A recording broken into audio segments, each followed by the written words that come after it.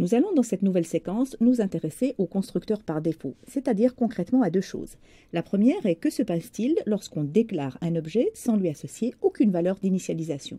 La deuxième chose est que se passe-t-il avec les classes dans lesquelles on n'a déclaré aucun constructeur explicite. Commençons par le premier point. Un constructeur par défaut est un constructeur qui soit n'a aucun paramètre, vous en voyez un exemple concret ici, soit un constructeur dont tous les paramètres ont des valeurs par défaut. Nous en verrons un exemple un petit peu plus loin. Concrètement, le fait que le constructeur n'ait pas de paramètres ou ait tous ses paramètres avec des valeurs par défaut veut dire qu'il va pouvoir être invoqué sans spécifier de valeur d'initialisation. Par exemple, lorsque je procède à une déclaration d'objet rectangle comme ceci, je n'associe aucune valeur d'initialisation à cette variable R de type rectangle. Ça veut dire concrètement que le travail d'initialisation va être pris en charge par un constructeur qui n'a besoin d'aucun paramètre pour fonctionner, et donc le constructeur par défaut. On peut imaginer que l'on souhaite mettre en œuvre trois façons possibles d'initialiser un rectangle dans la classe rectangle, ce qui veut dire que l'on anticipe la présence de trois constructeurs, un constructeur qui n'aurait besoin d'aucun paramètre et qui initialiserait par défaut la hauteur à 1 et la largeur à 2, un deuxième constructeur qui lui n'est pas par défaut puisqu'il attend un paramètre, qui initialiserait par exemple la hauteur à la valeur fournie et la largeur à 2 fois la valeur fournie. Et un troisième constructeur, tel qu'on les a toujours vus jusqu'ici, qui prendrait deux paramètres, qui n'est donc lui non plus pas un constructeur par défaut puisqu'il a une liste de paramètres non vide, et donc initialiserait la hauteur avec la première valeur fournie et la largeur avec la seconde. Si l'on utilise une classe rectangle où ces trois constructeurs cohabitent, on dispose donc désormais de trois façons possibles de déclarer, initialiser un rectangle, un objet de type rectangle. La première que je vous ai déjà montrée et qui correspond à l'invocation du constructeur par défaut. La seconde qui correspondrait plutôt à une déclaration comme celle-ci, qui attend donc une valeur d'initialisation. Ce qui voudrait dire dans ce cas que l'on initialiserait la largeur, la hauteur à 2 et la largeur à 2 fois 2, donc 4. Et enfin, la dernière façon possible, qui déclare un rectangle en fournissant deux valeurs, et donc qui correspondrait évidemment à l'invocation de ce constructeur-ci qui attend deux valeurs. Alors attention à une erreur classique de débutant, si on examine la syntaxe que l'on a employée ici pour invoquer le constructeur à deux paramètres et celui à un paramètre, on pourrait tout à fait penser que pour appeler le constructeur sans paramètre, il faudrait plutôt utiliser la syntaxe suivante. Donc, déclarer notre rectangle R et en précisant par une paire de parenthèses vides que l'on est en train d'invoquer ce constructeur. Or, il n'en est rien. Cette syntaxe en C++ ne correspond pas à un appel de constructeur par défaut. Si vous voulez que le constructeur par défaut soit invoqué, il faut avoir recours à cette syntaxe-là, sans parenthèse ici. Cela étant, si vous écrivez ceci, le compilateur ne signalera aucune erreur. À votre avis, comment le compilateur interprète-t-il cette ligne de code ? Nous venons de voir qu'un constructeur par défaut est un constructeur que l'on peut invoquer sans fournir aucune valeur d'initialisation. C'est le cas des constructeurs qui ont une liste de paramètres vide. C'est aussi le cas des constructeurs dont tous les paramètres auraient une valeur par défaut. En voici un exemple. Alors, comme pour des fonctions ou des méthodes quelconques, un constructeur peut parfaitement avoir des valeurs par défaut pour certains de ses paramètres, voire tous. Ce constructeur est un constructeur par défaut, car tous ses paramètres ont une valeur par défaut. Petite parenthèse de rappel, une valeur par défaut est une valeur que l'on peut associer à un paramètre selon cette syntaxe dans le prototype de la fonction ou de la méthode. Lorsque une méthode ou une fonction a une valeur par défaut, cela veut dire que l'on peut invoquer la méthode ou la fonction sans fournir la valeur, et dans ce cas-là, c'est la valeur par défaut qui est prise. Donc ici, très concrètement, si je fais une déclaration d'un rectangle comme ceci, comme je n'ai fourni aucune valeur d'initialisation, on va chercher dans la classe un constructeur par défaut. C'est celui-ci, car il est possible d'invoquer ce constructeur sans lui fournir de valeur, et dans ce cas-là, il va prendre 1. Ce qui veut dire concrètement que l'on va construire, grâce à cet appel, un rectangle dont la valeur pour le champ hauteur serait la valeur ici donnée par défaut, c'est-à-dire 1, et dont la valeur pour le champ largeur voudrait 2 fois cette valeur par défaut, à savoir 2. Vous noterez au passage que le fait d'utiliser des valeurs par défaut pour les paramètres nous a permis d'écrire en un seul constructeur les 2 constructeurs que nous avions ici à l'étape précédente. Donc on écrit en un seul ce constructeur invocable sans aucune valeur et celui-ci qui est invocable avec une valeur. Ce constructeur peut en effet parfaitement être invoqué de la façon suivante. Donc on déclare une variable, mais cette fois-ci on précise une valeur autre que la valeur par défaut, ce qui veut dire qu'on ne veut plus garder la valeur par défaut, on utilise le constructeur à un paramètre, mais au lieu d'avoir la valeur par défaut pour C, on veut la valeur 5.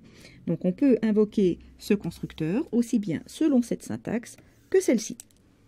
Vous savez donc maintenant ce qu'est un constructeur par défaut. Intéressons-nous au deuxième point de la séquence, à savoir que se passe-t-il si une classe ne contient aucun constructeur explicitement programmé. En fait, l'initialisation d'un objet est quelque chose de tellement important que l'on ne peut pas s'en passer. Du coup, C++, même si vous ne précisez aucun constructeur dans une classe, va en fournir un, de base, automatiquement généré. Ce constructeur par défaut, donc qui ne requiert aucune valeur d'initialisation, et qui est automatiquement généré, est ce que l'on peut appeler un constructeur par défaut.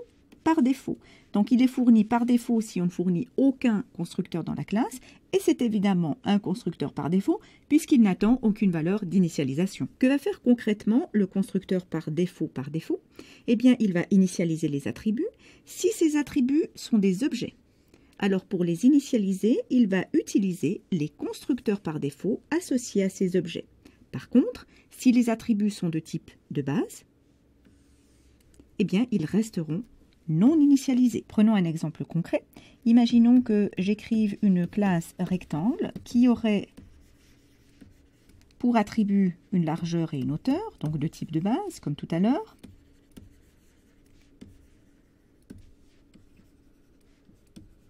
Et on peut imaginer que ce rectangle, on souhaite lui associer un autre attribut qui serait cette fois un objet qui permettrait de modéliser par exemple la position du rectangle sur un écran, par exemple. Donc si je procède à la déclaration d'un rectangle qui serait codé de cette façon-ci, c'est possible. Donc même s'il n'y a aucun constructeur explicite dans la classe, donc ce qui veut dire que à ce moment-là, je vais invoquer le constructeur par défaut. Que fait ce constructeur? Eh bien, il utilise une version minimale d'initialisation qui va construire ici un objet où les champs largeur et les champs hauteur demeurent non initialisés car ils sont de type de base et où le champ position aurait une valeur donnée par le constructeur par défaut de la classe position, s'il y en a un. Donc on peut imaginer par exemple que la position soit une coordonnée en 2 dimensions, que le constructeur par défaut de position ait initialisé cette position à 0, 0. Donc dans ce cas-ci, on aurait ces valeurs-là dans l'attribut position. Pour rappel, on entend par type de base les types int, double, char ou bool. Mais attention à propos des constructeurs par défaut. Ils ont la particularité suivante. Dès que dans la classe, on spécifie au moins un constructeur explicite, qu'il soit par défaut ou non, alors le constructeur par défaut n'est plus fourni. Ceci signifie concrètement que si dans une classe, je spécifie un constructeur explicite qui n'est pas un constructeur par défaut, alors je ne peux plus construire d'objet de cette classe sans initialiser, sans fournir de valeur d'initialisation explicite pour les attributs. Ceci correspond typiquement à quelque chose de voulu. Lorsqu'on se donne la peine de programmer un constructeur explicite, on ne souhaite pas que C++ nous en glisse un par défaut sans qu'on le lui ait demandé. Nous allons voir un peu plus loin que C++11 permet, si on le souhaite, d'éventuellement réactiver le constructeur par défaut et nous allons voir selon quelle syntaxe il va être possible de le signifier au compilateur. Nous allons maintenant, sur des exemples concrets, examiner différentes variantes de déclaration de constructeurs dans une même classe et voir ce que ces variantes permettent ou ne permettent pas de faire en termes de déclaration-initialisation d'une instance. Dans la variante A, la classe rectangle prévoit des attributs comme tout à l'heure pour la largeur et la hauteur, prévoit éventuellement d'autres choses, mais ne prévoit aucun constructeur explicite dans la classe. Dans la variante B, la classe rectangle prévoit un constructeur par défaut explicitement programmé. Donc ce constructeur a pour vocation d'initialiser les différents attributs à 0. Troisième variante, la variante C. Dans cette variante, la classe rectangle prévoit un constructeur dont tous les paramètres ont une valeur par défaut, c'est-à-dire que ce constructeur peut éventuellement être invoqué sans qu'on lui associe de valeur d'initialisation, et dans ce cas-là, c'est 0 qui est mis dans chacun des attributs. Il s'agit là donc d'un constructeur par défaut explicitement programmé. Enfin, dans la dernière variante, la variante D, la classe rectangle fournit un constructeur explicite qui attend 2 valeurs d'initialisation. Il n'y a donc aucun constructeur par défaut programmé explicitement dans la classe rectangle. Nous allons maintenant nous poser la question, pour chacune des variantes, quel est son constructeur par défaut? Est-ce que cette syntaxe de déclaration est valide? Est-ce que cette syntaxe alternative de déclaration-initialisation d'un objet de type rectangle est valide?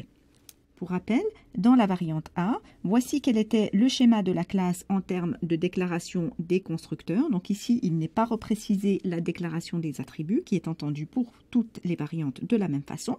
Donc ici, dans la classe rectangle, dans la variante A, il n'y avait aucun constructeur explicitement déclaré. Ceci signifie qu'en termes de constructeur par défaut, dans la variante A, puisqu'il n'existe aucun constructeur explicitement spécifié, alors nous disposons du constructeur par défaut qui est automatiquement généré. Lorsque l'on procède à une déclaration de rectangle de cette façon, comme on ne précise aucune valeur d'initialisation et comme il n'y a pas de constructeur explicite dans la classe rectangle, c'est le constructeur par défaut qui est invoqué. Or, nous avons vu que ce constructeur initialiser les choses de façon minimale. Donc ici, pour nos attributs largeur et hauteur, comme il s'agit d'attributs de type de base, c'était des doubles, le constructeur par défaut ne met aucune valeur d'initialisation pour ces attributs. Au final, donc, notre rectangle R1 est un rectangle dont les champs largeur et hauteur demeurent non initialisés. L'objet existe, mais ces attributs ne sont pas initialisés. Comme dans une classe où il n'y a aucun constructeur explicite, le seul constructeur utilisable est le constructeur par défaut, il ne peut être utilisé que selon cette syntaxe qui ne requiert aucune valeur d'initialisation. Par conséquent, toute tentative d'initialisation d'un objet en utilisant des valeurs d'initialisation est tout simplement illicite. Ceci donnera lieu concrètement à une erreur décelable à la compilation. Parlons maintenant du KB. Dans le KB, nous disposions dans la classe rectangle d'un constructeur par défaut, mais cette fois-ci explicitement déclaré. Il avait pour vocation d'initialiser la largeur et la hauteur à 0.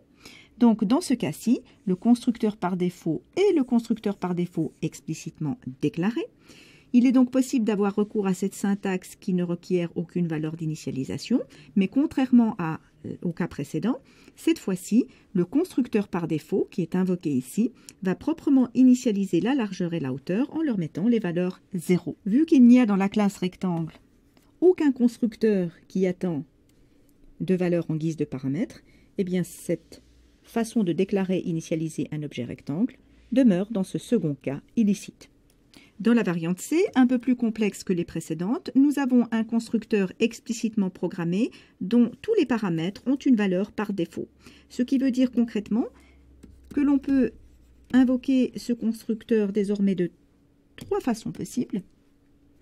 Cette façon-ci, qui veut dire que l'on est en train d'invoquer le constructeur en acceptant les valeurs par défaut, ce qui voudra dire que notre rectangle aura 0 et 0 en guise de valeur d'attribut. selon cette seconde variante, qui signifie que l'on prend la valeur 2.5 pour la valeur du premier paramètre, et que par contre, on accepte la valeur par défaut 0 pour le second paramètre. Enfin, dernière variante, il est également possible de déclarer un rectangle en lui fournissant deux valeurs, qui veut dire que désormais, on prend en guise de valeur de ce paramètre la valeur 2.5 et en guise de valeur de ce paramètre la valeur 3.4. Il y a donc pour la variante C un constructeur par défaut qui est l'un des trois constructeurs, celui qui est invocable selon cette syntaxe et qui donne les valeurs 0 aux différents attributs. Par conséquent, cette ligne est clairement licite et va correspondre à l'initialisation des attributs à 0.